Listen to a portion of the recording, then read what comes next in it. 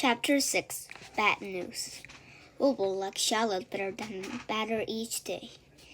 His campaign against insects seems sensible and useful. Hardly anybody around the farm has a good word to say for a fly. Flies spend their times pestering outdoors. The cows hated them. The horses detested them. The sheep loathed them. Mr. and Mrs. Zuckerman were always complaining about them and putting the sunscreens. Wilbur admired the way Charlotte managed. He was particularly glad that she was always enough bitten to sleep before eating it. "It is real thoughtful of you, that, Charlotte," he said. "Yes," she replied in a sweet, musical voice. "I'm always given a taxi if I feel the pain. It's a little service I throw in." As the day went by, Wilbur grew and grew. He ate 3 big meals a day. He spent long hours lying on his side, half asleep, dreaming pleasant dreams. He enjoyed good health, and he gained onto the weight. One afternoon, when Fern was sitting on a stool, the oldest sheep walked into the barn and stopped to pay a call on Wilbur. "Hello," she said. "Seems to me you're putting on the weight." "Yes, I guess I am," replied Wilbur. "At my age, it's a good idea to keep gaining." "Just the same, I don't envy you," said the oldest sheep. You know why they're fattening you up, don't you?" "No," said Wilbur. "Well, I don't like to spread bad news," said the sheep, "but they're fattening you up because they're going to kill you. That's why." "They're going to what?" screamed Wilbur. Fern grew right on the stool. "Kill you, turn into a smoked bacon and ham," continued the oldest sheep.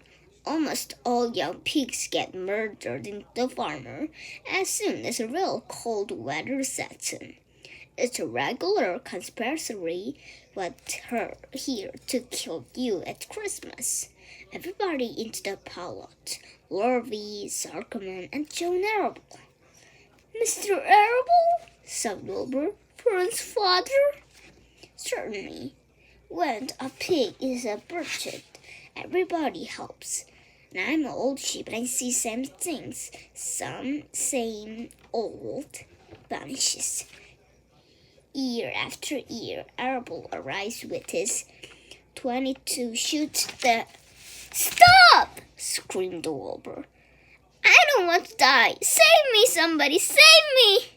Fern was just about to jump out and her voice was heard. "Be quiet, Wilbur," said the Charlotte, who has been listening to the awful conversation. "I can't be quiet," screamed Wilbur, racing up to the town. "I don't want to be killed. I don't want to die.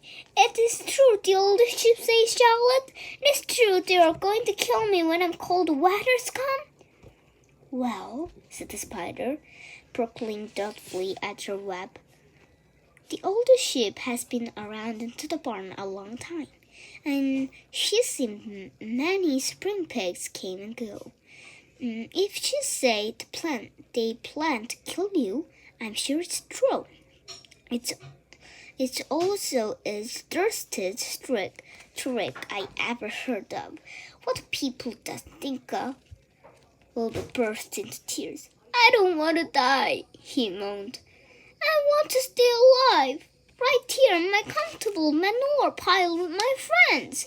I don't want to be beneath beautiful air and lie at beautiful sun." "You're certainly making a beautiful noise," snapped the older sheep. "I don't want to die," screamed Wilbur, throwing himself to the ground. "You shall not die," said Charlotte brusquely. "Oh, what? Really?" cried Wilbur. "Who's going to be saving me?" "I am," said Charlotte. How? asked Wilbur. It remains to be seen, but I'm going to save you, and I want you to quiet down immediately. You're curling into a childish way. Stop your crying, and I wanted to stay in hydrolex.